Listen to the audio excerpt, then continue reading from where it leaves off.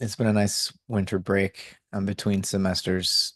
I don't start again for a few weeks No, nice. teaching. So trying to finish grading, a few more papers left to grade, and then try to get in some reading, joy reading, and maybe a little writing. So What is something that you're going to be reading for joy? mm, um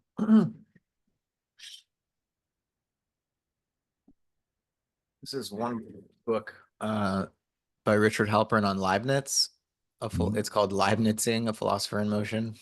Oh, Um, about Leibniz's philosophy, but from a sort of literary and aesthetic point of view, the metaphors he chooses and whatnot. So, looking forward to reading that one. Hey, Sam.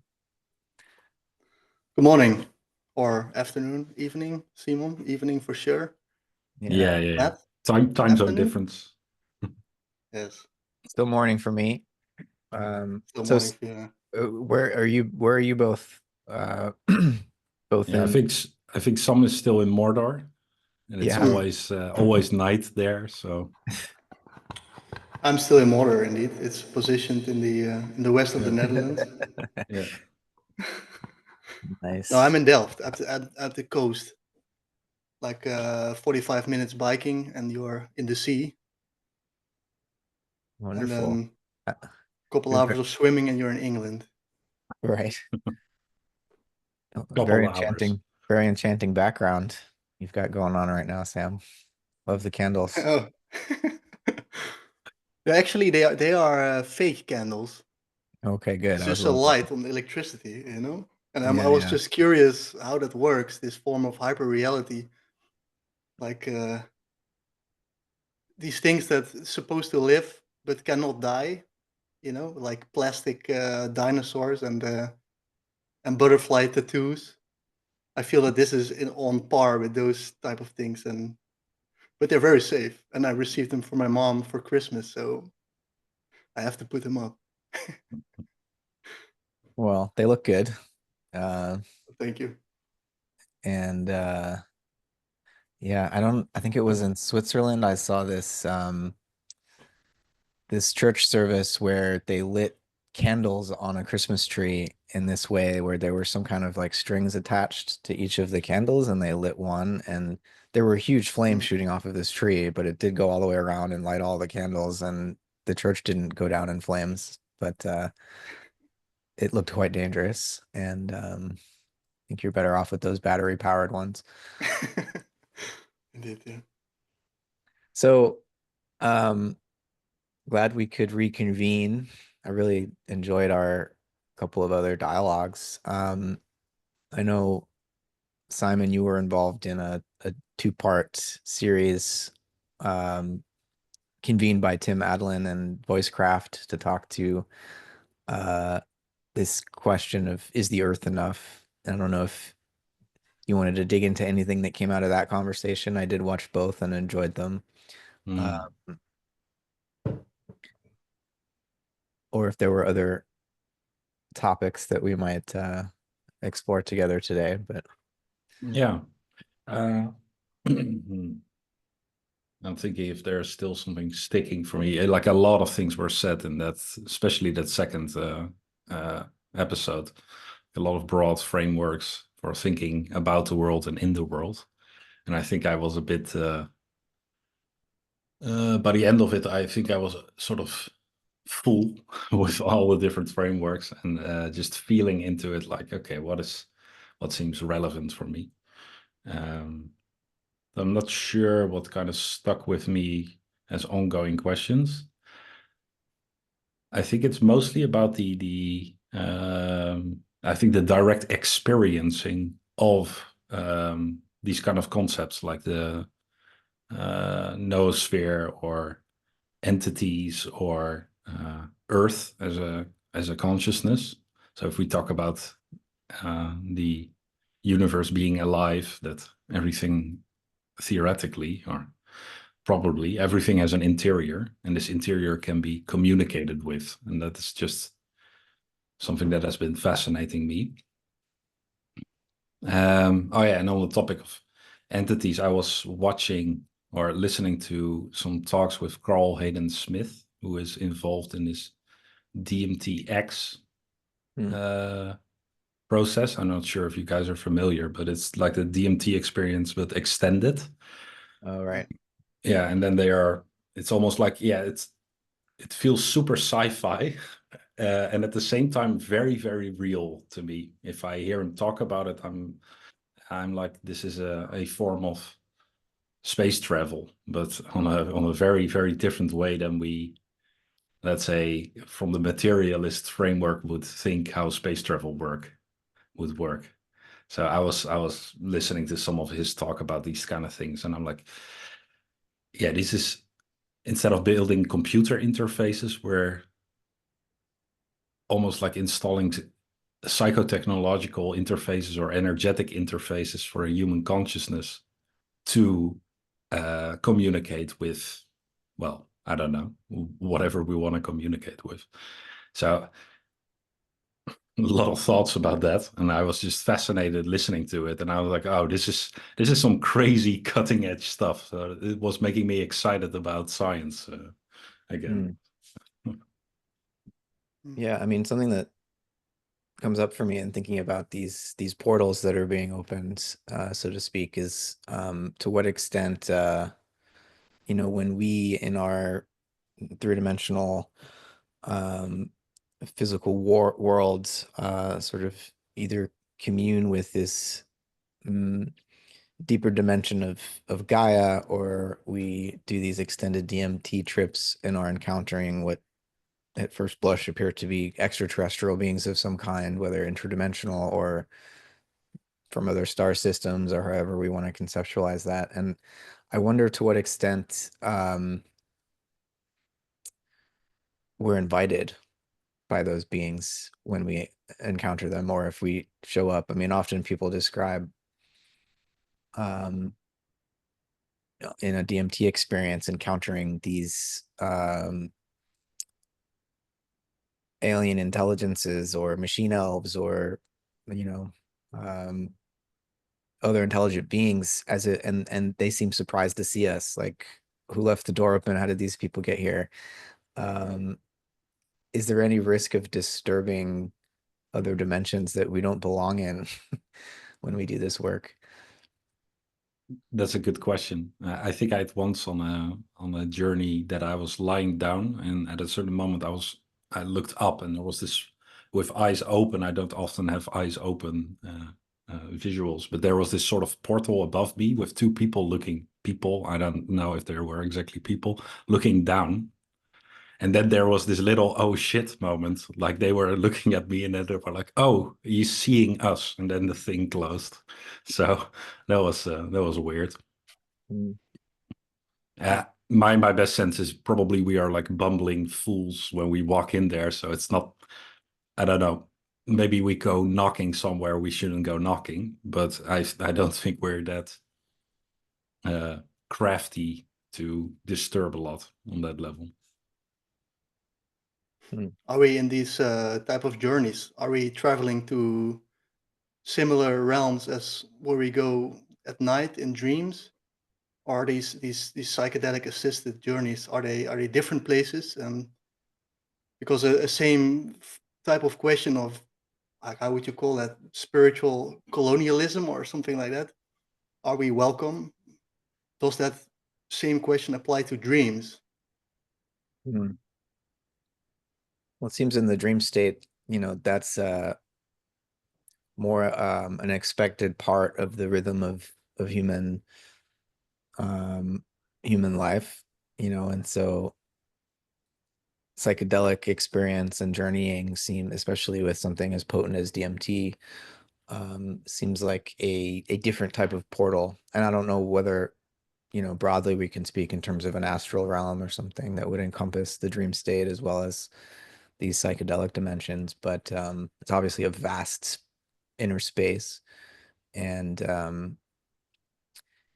some spiritual teachers will use the term gate crashing to refer to psychedelics as like opening doors to places that we're not actually spiritually prepared to go to in some cases.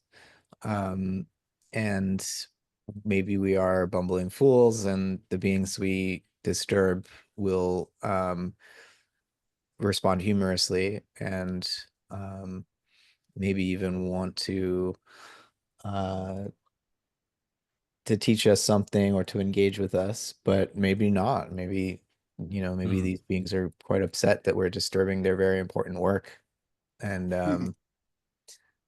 When I listened to Kroll talk about this, he also said that if you would go under these regular DMTX sessions, that he would encounter the same entities. So almost like he checks in, and then there's this group of entities. And he mentioned that he once had, because he was doing it too regularly, also with the research and they're doing it, I think, in an fMRI machine, and but he was saying that the entities were looking at him like, again, you should be integrating whatever we did already on you, but okay, here we go, and then they would continue with their work. Mhm. So, but I think it is interesting because this is the kind of madness that, for instance, if you would have to use a clinical description, probably heavy schizophrenics experience on a daily basis. But then we pathologize it and we say like, okay, this is so off the mark. And I'm not saying that it's never the case, but here we're inducing a state of madness, coming with another state of mind, and then we're doing some sort of research on it. So I find that an interesting difference. is there any effort in these extended DMT trials to coordinate uh, what different people are experiencing and the beings that they encounter, or does each individual have a totally unique experience, or are they trying? Because it seems as though journeying into these astral realms, like we shouldn't expect the same rules that we're used to operating in the physical world to hold true there, and it could be that the astral is just so much more participatory and malleable, and what you see depends on your intentions and Mm. what you're prepared to see, and someone else is going to see maybe the same beings, but they appear totally different just given their level of consciousness. And so the rules are all different in the astral plane.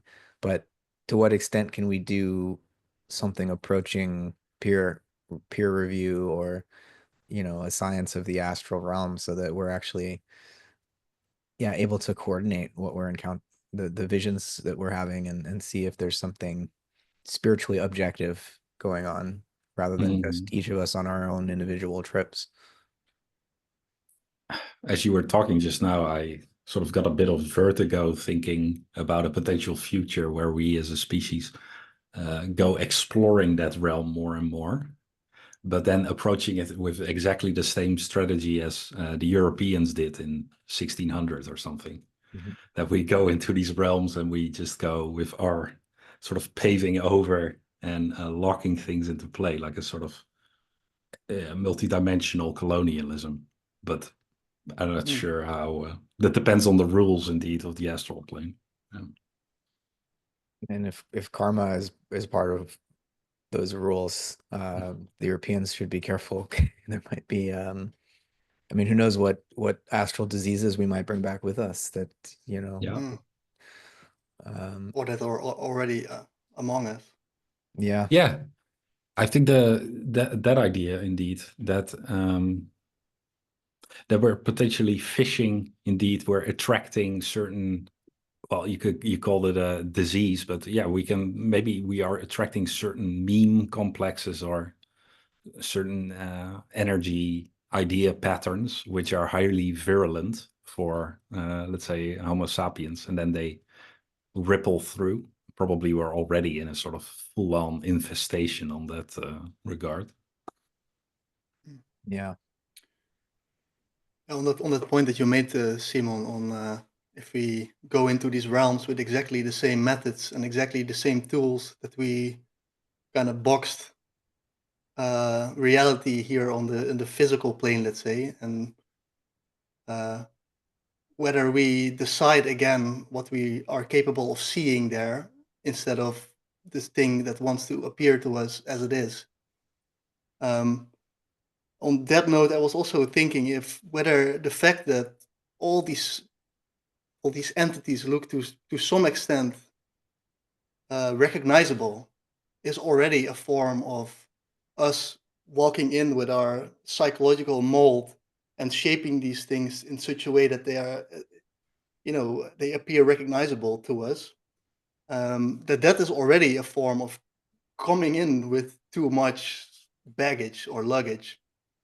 And then I'm of course reminded by Terence McKenna quoting GBS Haldane when he says these things are likely not even stranger than we suppose, but they're stranger than we can suppose. And I feel, and this boils also down to Matt's point, like, are we ready to go into these realms? Then I feel that maybe we should first get ready to do the physical realm before we even try this.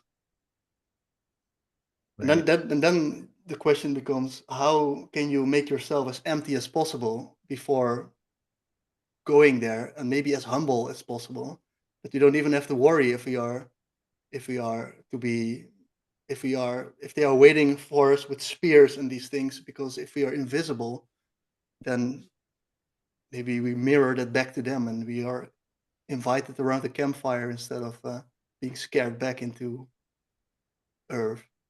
Mm, yeah. I mean, it seems like mostly curiosity that's driving people to explore these realms. But in this, you know, what you're pointing to, Sam, is like, what are our intentions? Are we coming into this with open hearts and curious minds? And, you know, how does the spiritual world or these astral beings, how do they respond to us when we come with that attitude versus, maybe in some time, these explorations become more purposeful in the sense that, uh, oh, now we know what we're looking for and we want something from these beings.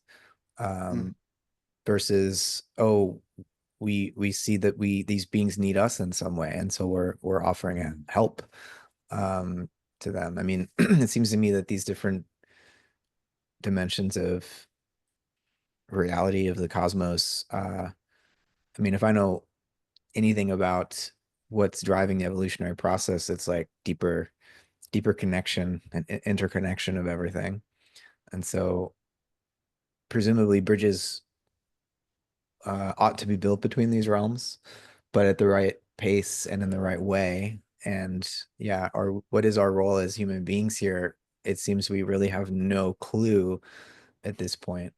Um, and Yeah. so, yeah, will our curiosity be well received by these beings, or might they feel like that curiosity could very quickly take a sinister turn because we're so needy and we want something from them? Um, As I was cycling today, I was thinking about this, and I think it also has to do with that when we travel from this reality to there, we are doing it through this interface of a human body, and I think there is the amnesia and the vertigo and the not knowing, the forgetting. Well, I think that the moment that the body is, the soul leaves the body or before incarnation, I think then that realm isn't that unfamiliar to us. And then us, I'm meaning sort of human souls. Uh, mm, and then I just got this image of like, pooh, then this is a massive forgetting game constantly. And you sometimes hear these stories of people having a team, let's say, of entities or of guides that are, let's say, that they are in contact with. And then I can only imagine that it's like you're standing all around, everybody's has to draw a straw. It's like, okay, who's going in? Who's going into that well? Uh, and then I'm thinking about like, okay, how the material plane or Earth is dense in energy, probably. Like things are slow here compared to, say, high energetic places.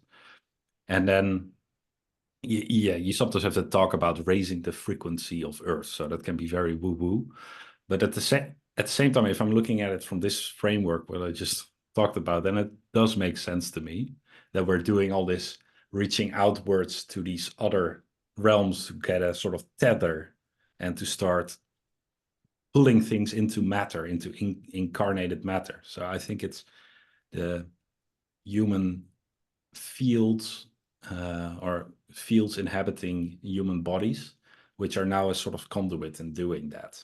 That we're reaching into these other worlds, and that is less so that the main point is that it's less so that we are totally unfamiliar with the place. It's just that due to the nature of us being projecting through a physical body, a human body, that makes it very difficult.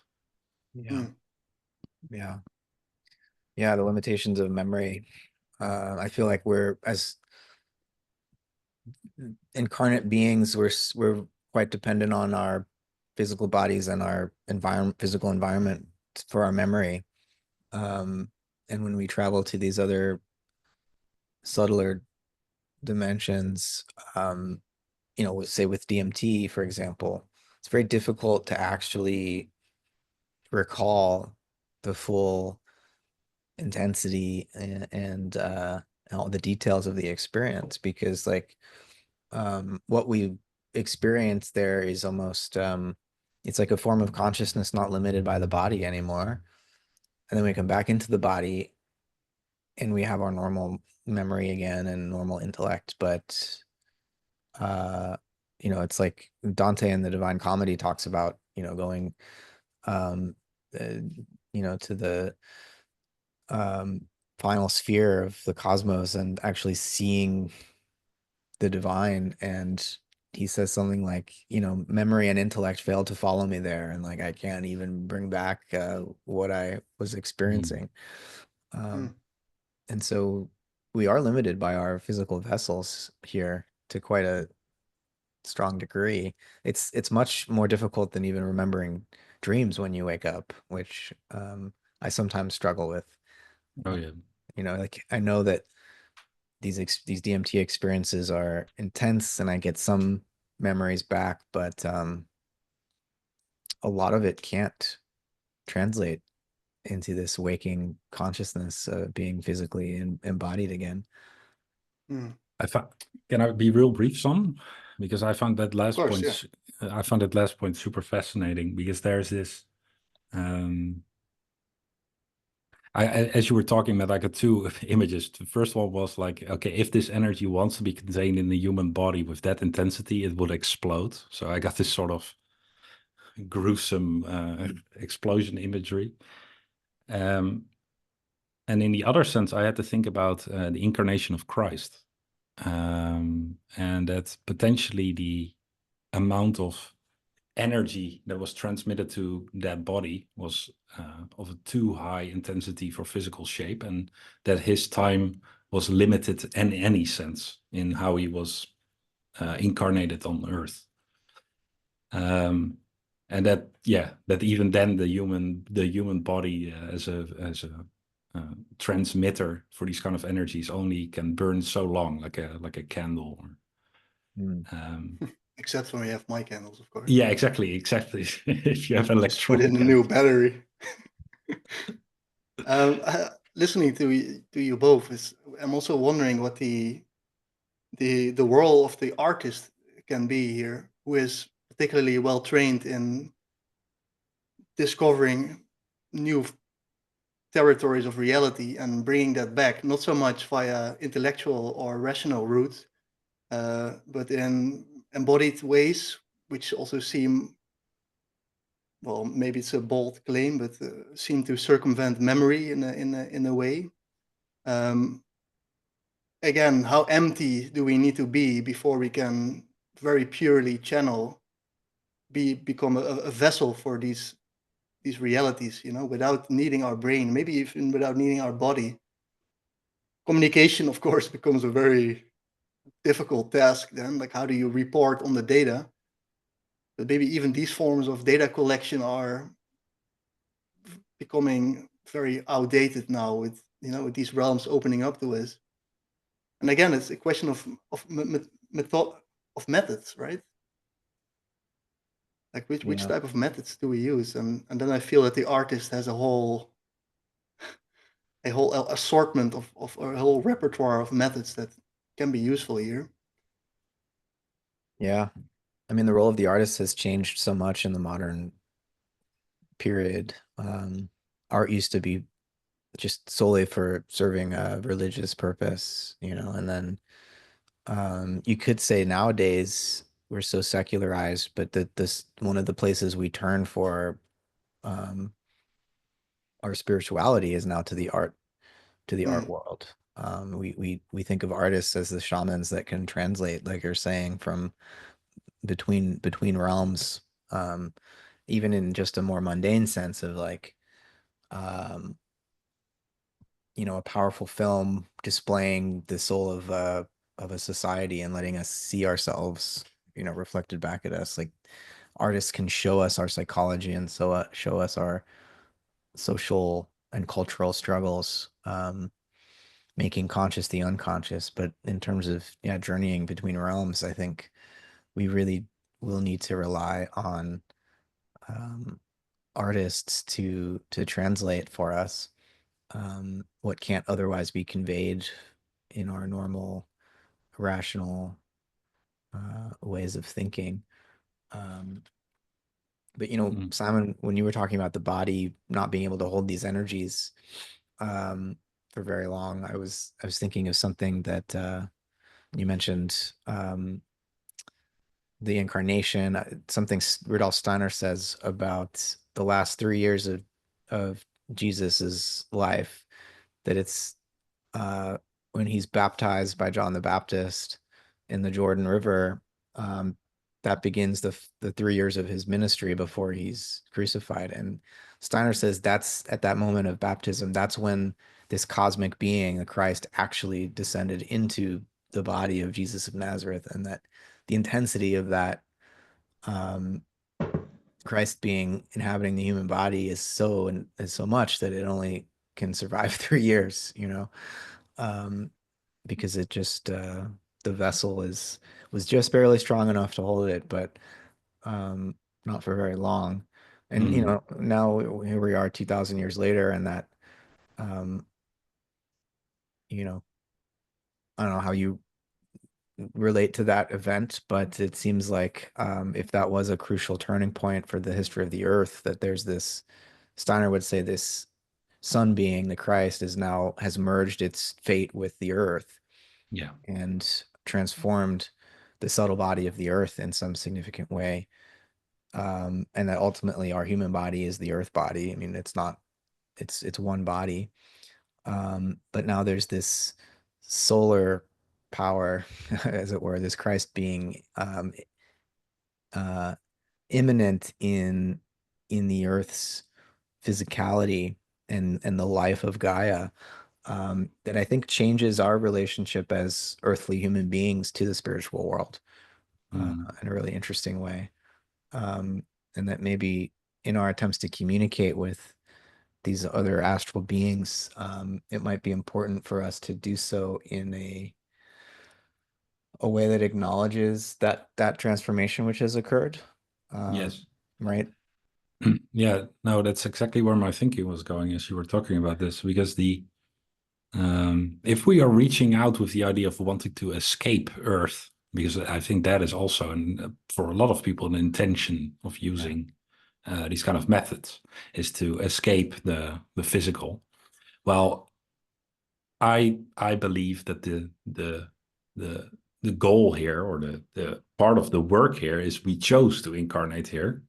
So our soul knows what we're here, what we should be doing here. And it's not like we're not being punished.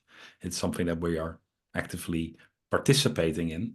Only we need to remember how and what are we coming here to do. And I think if you're then coming from this intentionality, or this intensity of uh, maybe this divine spark of the Christ, let's say the Christ light, that probably signals also as a sort of um, pass. And I believe that Steiner also talked about when doing astral travel that you sort of not wield, but you have the Christ light with you as a sort of protection, as a sort of signaling. I remember reading that somewhere. Mm. Something that also I find interesting is the sort of if the body can hold certain energies, and if there needs to be buffering layers in between. And I sometimes have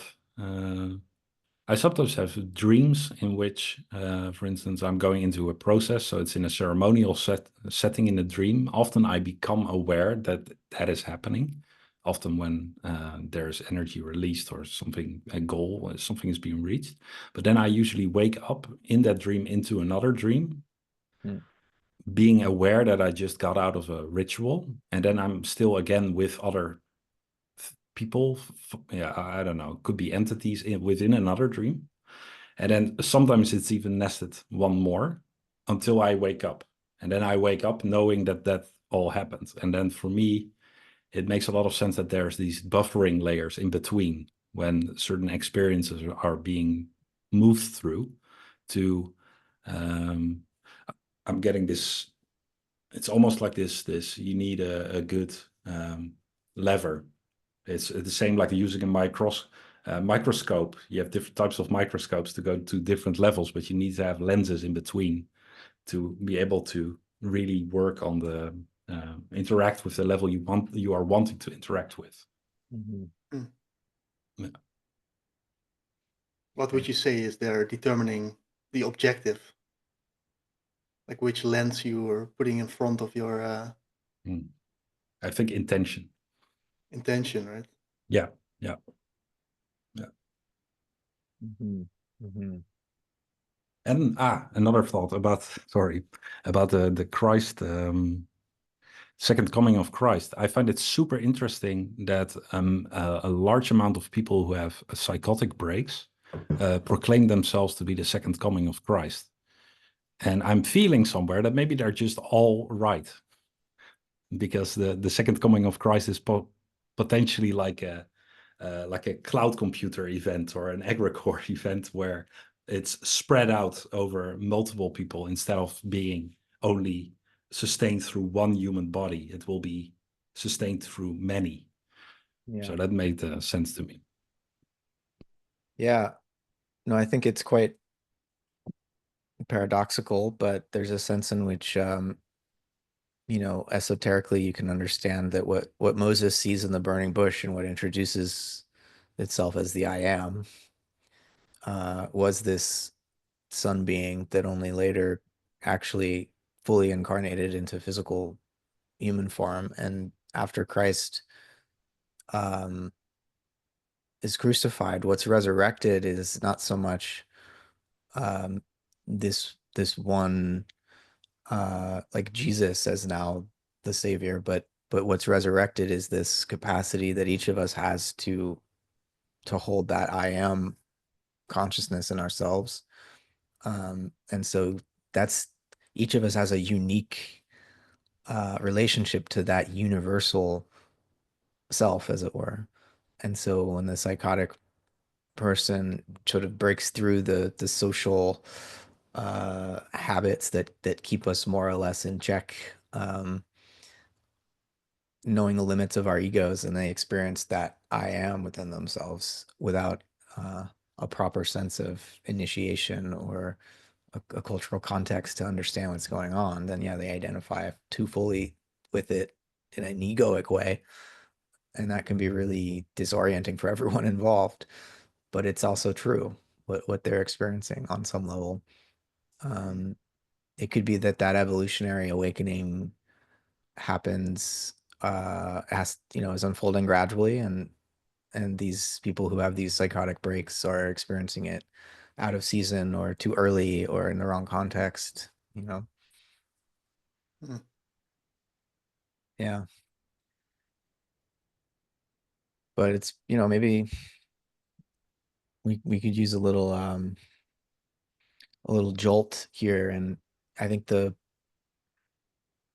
prevalence and the rapidity that's surprising to me at how rapid psychedelics have come into the mainstream culture in a way which I wouldn't have expected but these psychedelic experiences can often catapult us into that type of an awareness, um, of the divine within, of really feeling intensely. I've had this on high dose LSD, both knowing that I'm inflated, but also knowing that I'm touching something real and feeling like, uh, you know, some high dose experiences where I stayed in my bedroom all night, processing and knowing that, gosh, if I were to leave my bedroom and go talk to people, I wouldn't be able to help but tell them that, hey, I know, do you know that, like, that we're God? Because, and it would very easily be mistaken as psychosis. And so I just stayed in my room and kept it to myself. But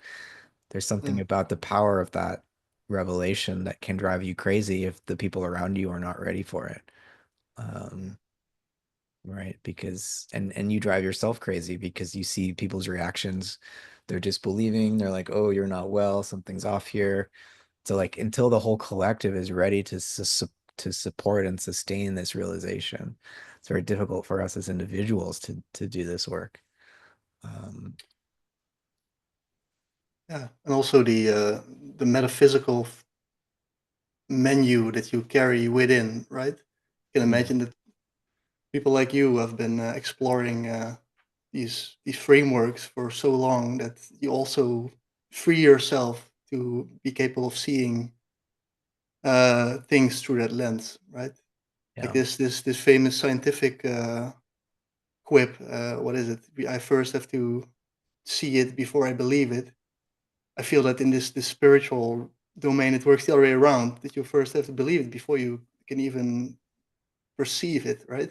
Hmm. And then if the collective is still following very nihilistic frames, then I can also see that God is revealing itself as something that is coated in something very nihilistic and maybe even daunting and terrifying and meaningless, maybe even, right? So I'm really curious what's going to happen there if the psychedelic revolution, let's say that we may call it like that, if that's gonna radically change the collective frameworks, or whether the collective frameworks first have to change before psychedelics can really collectively start making sense to us. And it's likely not an either or situation, but yeah, I feel Yeah. there we also need to work, right? Just creating this metaphysical menu. Who said that? Peter used Peter. that. Peter, right? Yeah, Hmm. I Right. like that. Yeah. No, it's like we have with these psychedelics, and there will, I mean, and give it 5, 10 years, there will be so many other psychedelic chemicals that have been discovered and marketed probably as pharmaceuticals. And we're definitely heading into a brave new world where, like, what Sasha Shulgin did will now be taking place on an industrial scale and exploring the Mm. different different molecules and the ways that they alter our consciousness. And so we're gonna have like we have the telephone to make contact with these other worlds, but do we know who we want to call? You know, or are we just randomly catapulting ourselves into realms that could be initially quite chaotic because we're totally unprepared? So do we need to cultivate our will and our heart, be centered in our hearts before we do this type of work? Would be an important question I would ask. Oh Yeah. yeah, I'm I have to laugh because I just before this call I was listening to some I was cooking and I was listening to some music. I put on some stuff, and I was just at some moment it struck me how I sort of got this feeling of a flashback, where I was thinking like, okay, if a person from any time before a record player or a this kind of technology could see what I can do now with just like press of a button. It's like you can modulate the energy of a room Mm. at will. You can just put something on, and I was marveling at that. And then I'm like, okay, I'm way behind on the technology cycle if I'm marveling at being able to put on music. But I think Mm. that just, I hope that's the most, let's say, the most advantageous way of interpreting it for me. I hope that that sort of illuminates a gap between wisdom or full appreciation of the power that we wield. Uh, yeah, and exactly what type of power we wield. You sometimes get this image of exponential technological advance and the wisdom that is not keeping up to sort of wield it. I think Daniel Smachtenberger, he calls it, we cannot have the power of the gods without the wisdom of the gods. Uh, at the moment, we are doing that, and yeah, it's looking risky. But yeah, how big is that gap? Also, in my personal experience, and if we're then talking about contacting fifth, sixth dimensional entities that are like, uh, are we in any sense uh, sort of ready for this? But then the we is important. I think there probably are some people who are very ready for that, but as a collective, I don't know. Hmm. But they then also muse a bit about regulation regarding psychedelics, you know? Like with the church, for example, the profane and the divine were kept very strictly separate, right? Not only for manipulation and control of the population purposes, but also to don't have this spillage between these two. Um, if you start combining psychedelics and alcohol and to have some fun with your friends at a party, and then shake hands with indeed Mr. Six Dimensional, like, do we really want that? And also, going back to the beginning of the conversation, how are we respecting them in that way? You know, if you want to establish a good relationship with them, maybe we should also build some more structured, ritualistic aspects around this, which it Mm. of course was always been the case when these type of psycho entities were used in the Amazon rainforest, etc. Yeah. Yeah. I I don't want to downplay the power that you're noticing, Simon. Music has it's a psychotechnology in its own right, and just like I was saying earlier, that um, and like what you're saying, Sam, about the church's way of regulating that boundary between the sacred and the profane. I mean, like all art, music used to have a solely religious purpose, to elevate our consciousness to thoughts of the divine. And now music can has become this form of psychotechnology that we're in. It gives us almost complete command over our emotions, or at least a talented musician has complete command over our emotions with the type of music that they play. But then, yeah, it's only been 100 years since we had records where you could play the song that you want whenever you want it, Mm, without having to have actual instruments and musicians there in your room with you. And now of course with streaming, like we have literally any song in history available in a few clicks. It's mm, astounding. And so we become these architects of our own emotion, um, in a way that no prior generation could have even dreamed of. And Mm, music's a drug. Music's a very powerful drug. And I think the ways that it shapes us are very much in that human emotional realm. And it might be typical. I mean, there's definitely music that can bring you into celestial places, but for the most part, what's popular are music that it's songs that play with our basest emotions, sexual desire. We want to be rich. We want to be cool. Like that's where most people are. And that is a very low level of the astral realm, let's say, that people are hanging out in there. Um, but music could also catapult us, far beyond those baser psychological um, needs, psychosomatic needs that we have into more celestial realms. Um, Yeah. Yeah, it's almost like the music is a key to a certain frequency. yeah, And if music is being played in a room, it's playing with the emotions, but it's creating a interpersonal web or a field of emotion that yeah, for people, if they surrender to it, they start resonating with it, and then they feel emotions. So it's almost like, yeah, it's spell casting. It's creating this web or a weave of energy.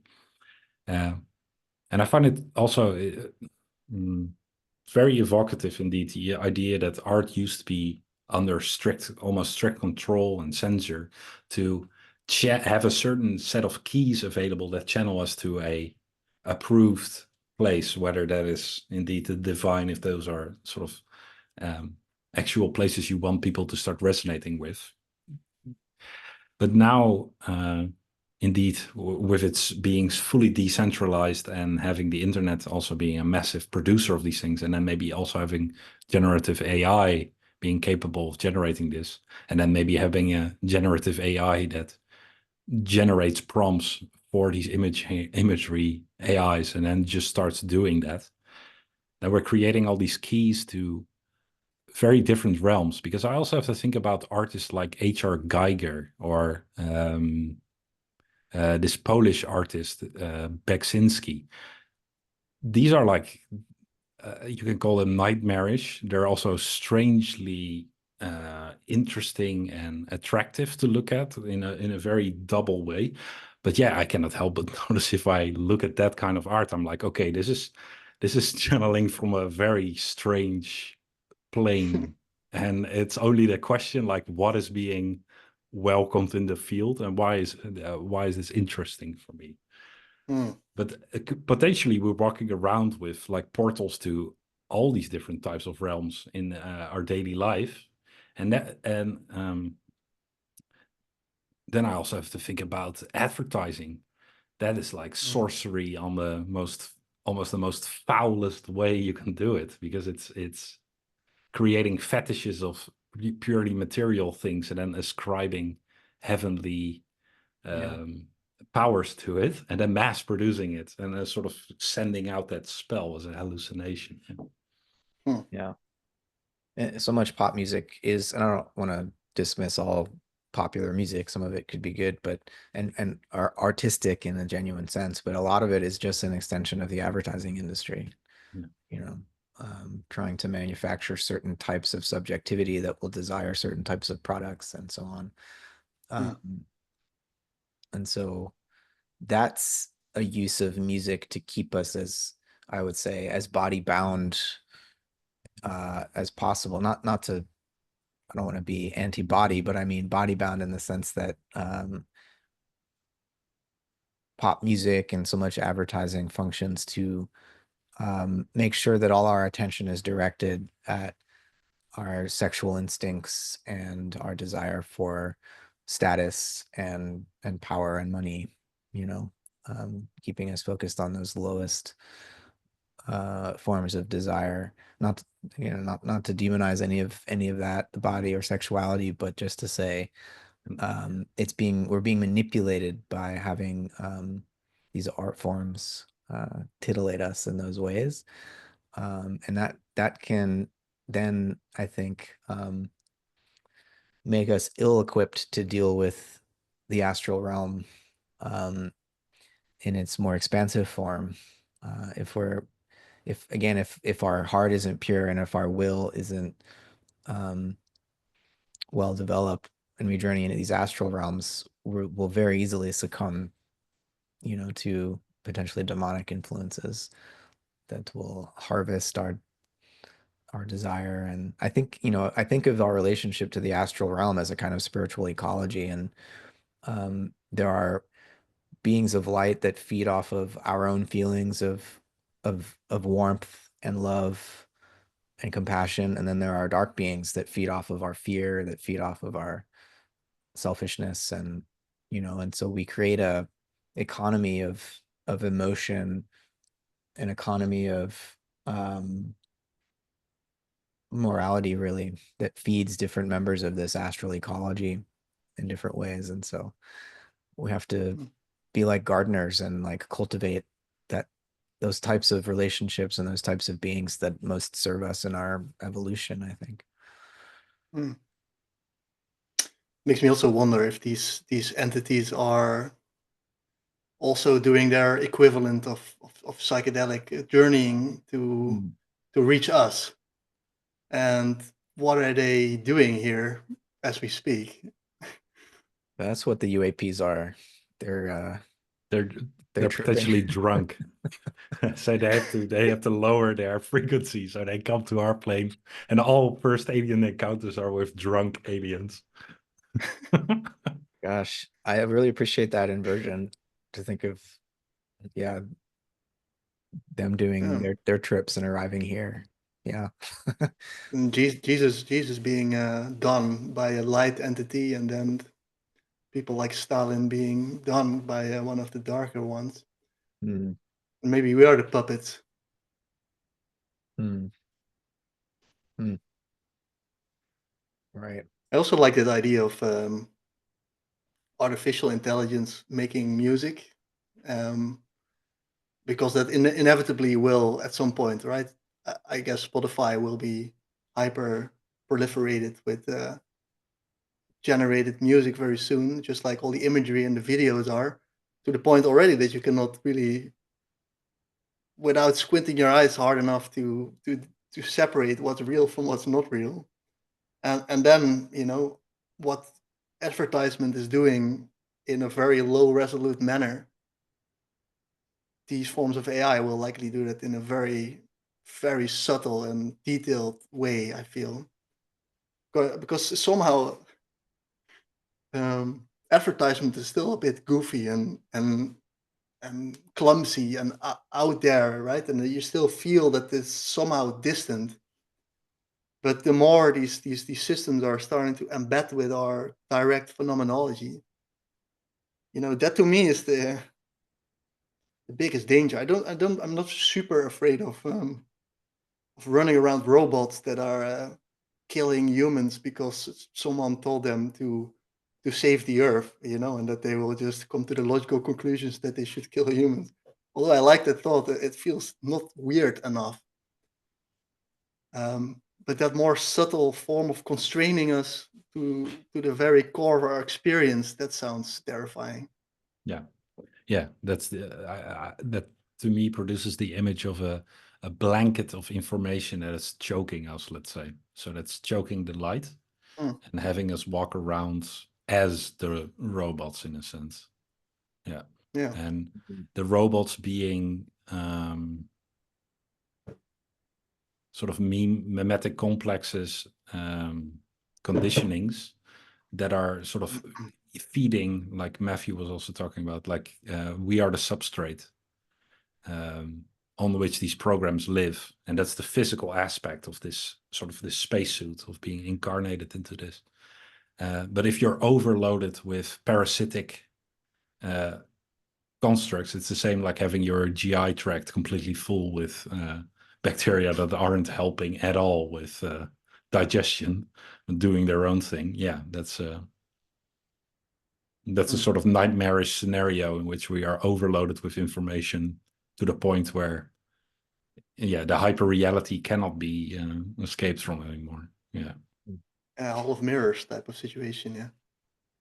And here again, the role of the artist, right? We all this talk about artificial intelligence. What about artist intelligence?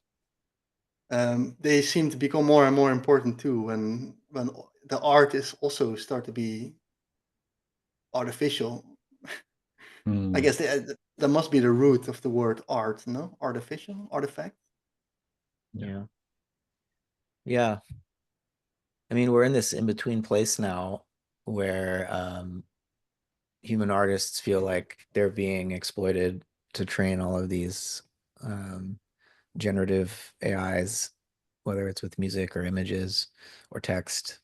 But I feel like one possible trajectory is that we end up in a place where, you used to have to train for decades to become a skilled musician or a skilled painter or whatever the art form is. And these tools are actually giving anyone with an imagination and the capacity to skillfully prompt uh, the equivalent of that technique and that skill, which used to take decades of training. And so you might say it's democratizing artistic expression, but does that automatically cheapen the product if you don't have to Mm. put in those years of effort to become highly skilled? It again, I think, depends then on how's the heart aligned. Anyone with an imagination, Yeah. that's already, let's say, a high bar to have Mm. or be in contact with imagination. And I Mm. think you'll notice the difference in that sense. So maybe a Yeah. person, I'm also thinking about, for instance, disabled people who have physically not the opportunity to play guitar, for instance, Mm. but maybe they have a very direct source connection to imagination, but just don't have the physical capacity of expressing it. Mm. Mm. What about this fundamental difference between artist intelligence and artificial intelligence, in the sense that is AI genuinely creative? You're probably opening up a can of worms here, but I immediately have to think of the artist having a body, and with that embodiment, and that genuine creativity is participating in something beyond, that allows you to generate something novel, something new. Whereas, and this is an open question, is AI just rearranging things and rearranging what is known, and never producing something novel in the strict sense of novelty?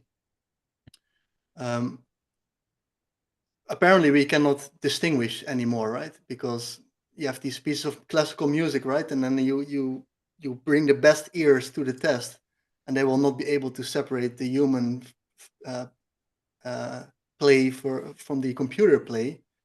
But then, do we need to continue becoming more and more sensitive to true novelty and true creativity? And that brings me also to the second part of the voicecraft conversation. Cadell mentioned something like, the only thing that computers can do is embody. So that's left for us to do, and then the AI can do all the bricklaying work, and then we can start designing new walls, let's say, and maybe becoming more and more and more sensitive, perhaps also again via psychotechnology such as meditation and all these things that heighten your direct experience of cosmic being. That's really the task of humans, to in order to stay in control, let's say, of AIs that are rapidly advancing. Mm. Yeah. I mean, I think about the difference between the artistic process and the art product, and the way that, Mm. AI really emphasizes just the product. Um, the process itself gets black boxed, or it Mm. just harvests. The AI is trained on the products of human artists, and what's totally backgrounded is the process of creation. And for an artist engaged in the creative throes of that process, I mean, it can be um, agony to go through that.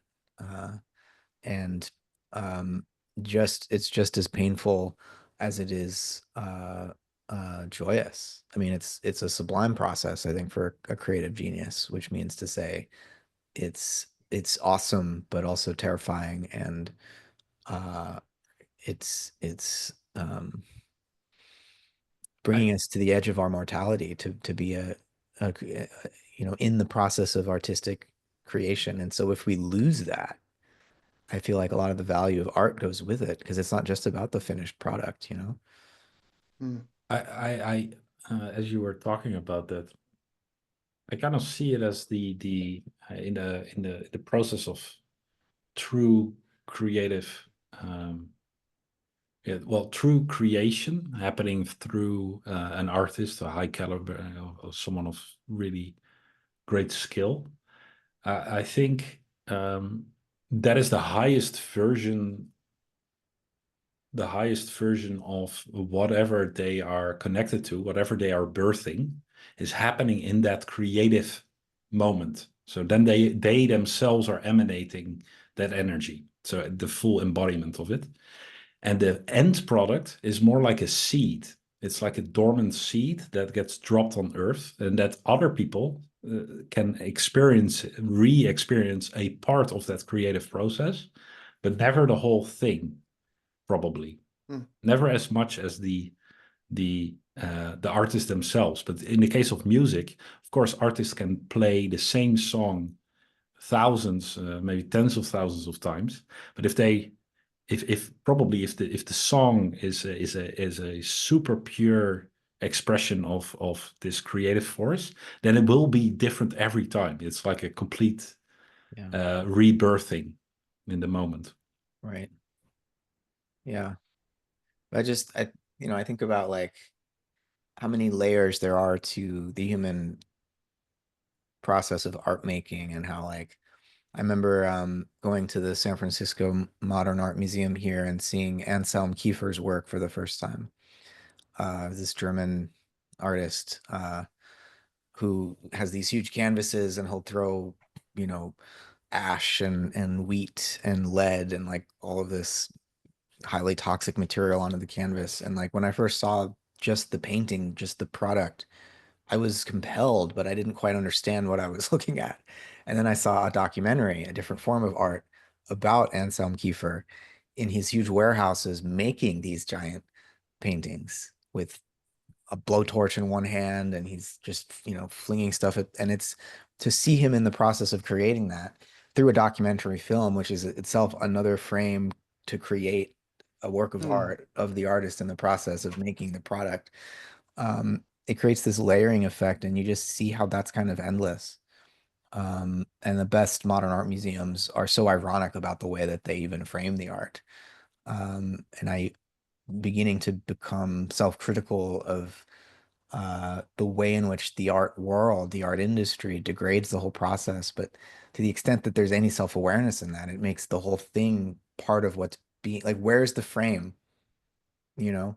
And I feel like AI art just, well, the frame is the, 9:16 aspect ratio that you asked it to create. It's just so, it's all calculated and you lose that sense of not knowing whether you're in the art or you're observing the art or like um, the capacity for irony and participation breaks down,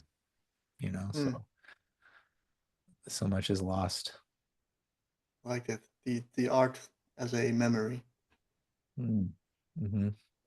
So maybe somehow we should introduce this delta T in art in various ways, documentary being one of them. But maybe it's a good point. Like if you walk through a museum, you basically see the end product of the artistic process. The stains of that process are still in it. I dare to argue, which is likely not in a painting generated by a computer. But can we see it? Can we distill it from that? Because in the end, I guess the art is another portal to a different reality, right? That the artist explored. In that sense, the piece of art is essentially the relic of what in this new form of reality that this person has been. And if you then see that relic and we don't feel cringy, then he was likely really there. And when we feel this distinct phenomenology of the cringe, then we know, okay, this is rearrangement of something. Here the artist tried too hard, which I'm also guilty of myself, when I'm making art and then when I'm making it and I'm trying too hard, and I think when I'm in the process of making it, this is very good. And then the next day I look at it and then it turns out to be brilliant. No, I'm kidding. Then you see this stains of my own fingers on it, and then you know, okay, you tried too hard. You didn't really go into this different, in this new reality, let's say. It's a great description, some of the sort of act of surrender that's in there, and I think that's one of the biggest blockages that I can feel in appreciating art or making, doing the creative act is uh, having this capacity to surrender and trust in the process or trust in the inspiration you're connected to. It's the same with these psychedelic experiences that the mind Mm. can be so much in between with the mapping of what is going on. Maybe due to, I want to say, just curiosity, but I don't. That's already like a very problematic way of saying it. What is just curiosity? But it can also be the need for control. But that puts the mind to question of like, okay, what happens if you go into an art gallery or an art exhibit? Well, we can answer that question like, if you are under the influence of certain perception widening and especially heart opening uh, um, substances or state of being, I think then you can be touched way deeper by almost anything than already a leaf on a plant can be a sheer sublime work of art. Um, and for me, that just points to the sad realization, at least that's for my life the case, that I'm not often in that state of being where I can be that moved or that touched by just life. And maybe that's also a desired state of being, I think, for this state of creation or participating in the art of creating. Because I think creation is as much about listening as it is about doing. I think it's more about listening, actually. Mm, yeah. Yeah. Yeah. Making ourselves a vessel. I mean, if it's not a form of art that's been um, overly programmed in advance, whether that's because it's AI produced or because the artist has been commissioned by an advertising firm, to play some role in a script to sell a product. To the extent that the artist is truly in the creative throes, they are making of themselves a vessel for some higher power to come through, Mm. right? Not trying to control anyone, but in some ways to be um, the organ of communication for some other power, some other being. Um, and that could be demonic in the case of like Hieronymus Bosch, but still edifying for us as human beings to understand that dimension. Or it could be angelic. Um, And And the things in between, maybe, and right? everything in Like between. Yeah. what you were saying, Simon, of a leaf also coming across as a piece of art. It's probably more than just coming across as it. For this creative process in which we are participating, the plants are also participating, and and strands of DNA that produce this plethora of different proteineous shapes. And what are they channeling when Mm. they are so purely creative there? Unself-conscious artistic expression. Yeah, which entity can get across that boundary? Mm. makes me also very curious to think about what is the part of us that is restricting. So are those the earth? If I have to send into that, I'm thinking like that is less a aspect of soul or of spirit, because I think that soul or spirit is sort of in this state of enoughness, knowing this heightened state of being, this calmness which would allow these things. And I think it's more our aspects of our physical body expressed within the contents of our mind, which are rate limiting here, which are sort of clamping down on these kind of artistic expressions due to many reasons. I think of being unworthy, or of not understanding, or fear of the community, of not being understood, or there can be all these many ways of the body clamping down on what type of expression wants to come through. And that's interesting, because that to me again speaks of the journey of incarnating, becoming or stepping into this co-creative ecology with a living planet, like a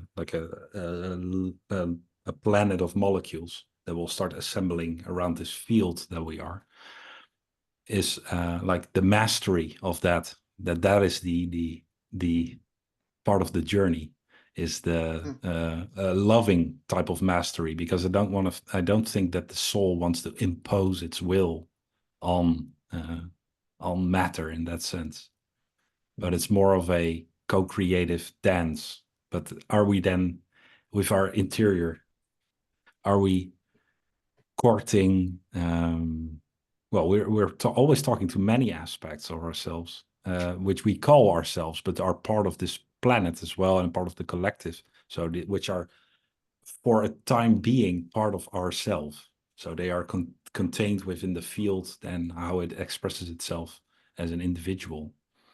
But yeah, then you can also find entities in that, probably like entity.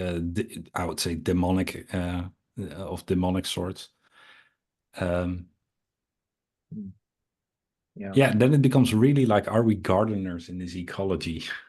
Should we look at our body as a sort of Yellowstone Park, and with a potential super volcano under it? I don't know, but how we treat that. So the interior, how do we, how do we become indigenous in our body? That's, I think, a good question. Right. Yeah. No, I mean, if we as human beings are, if our nature is in some sense artistic, in that we are world builders, world makers. We remake the world in our own image. We've remade the earth in our own image with less consciousness than we might have liked, or might have wished. But like, I feel like we have this decision to make about whether we relate to the human being, the human soul, say, more as a museum that's like, oh, we want to preserve cultural forms from the past. We need to, recover tradition, and think of human nature as something, has an eternal essence, and we've drifted away from it. Or whether, and so the role of the artist now is to recover that. And so that's more like a picture of the human soul as this museum with forms to be honored. Or the more future oriented approach to art would be to say, no, the human is just raw material to be shaped and reshaped by new desires, new impulses, just all about novelty. And we need to jettison the past, the past, including the our very biology that we've inherited from billions of years of evolution. That's all dead weight that we need to remold, like literally just treat it as raw matter to be reformed through biotech and through, what other forms of bodily manipulation. And so we have these two impulses pulling us, one to the past, one to the future, and like maybe there's a middle path here, and that our challenge as artists is to like balance this dual set of impulses that's pulling us to the extremes. Because I think there's something valuable about each of those perspectives, but if either one dominates, I think it becomes quite pathological. Right? Because we're not just raw material, you know, but we're also not just some fixed essence. As human beings, we're beings caught in between. We're caught in between worlds in a way. Seems in to that sense, we are not only. Well, when you were speaking of us being bodily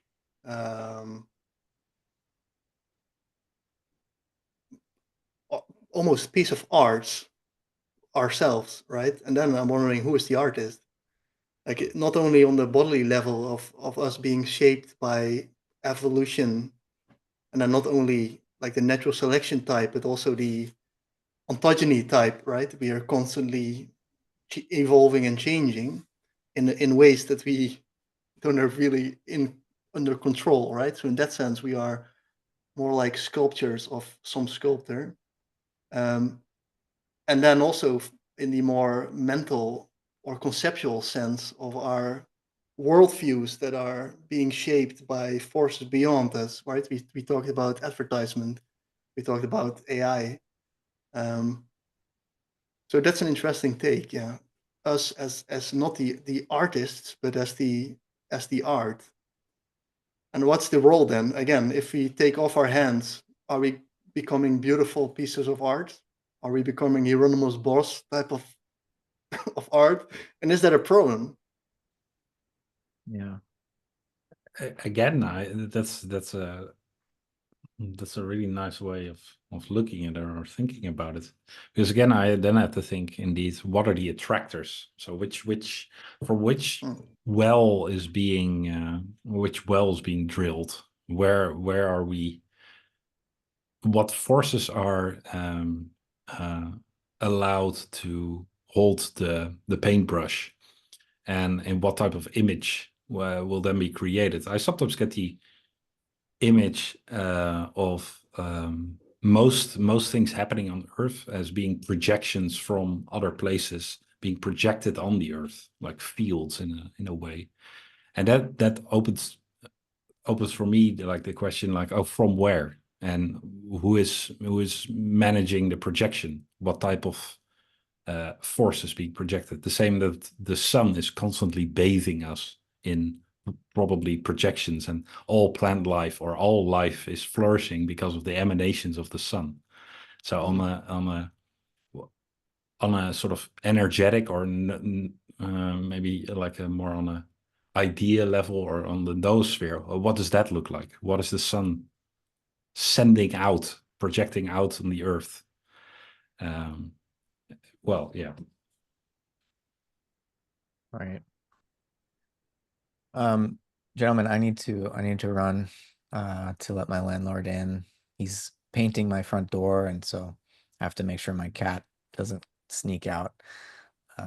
Speaking of art, a bit of a mundane form of art, but getting a nice new gray paint job on my front door of my apartment. Look So at that. I like that Philo is so much into philosophy that he was laying on your lap in that Theory of Everything podcast with Kurt. yeah, right now So he's my cat is only sleeping. He's not really sleeping. interested in philosophy. Oh, there he is. Yeah, he's not as into the astral travel topic, but Apparently. he definitely Well, looks. maybe he is astral traveling. So you speaking about entities in the house. Well, Yeah, we're just talking about it. He's actually doing it. Yeah. And no, I mean, sometimes it's interesting watching Philo seemingly staring off into space or like chasing things that I can't see. I don't know what he's seeing, but there's Mm. definitely a sensitivity to subtler dimensions, I think, in our that's why it's animals. useful to have them around when you go journeying.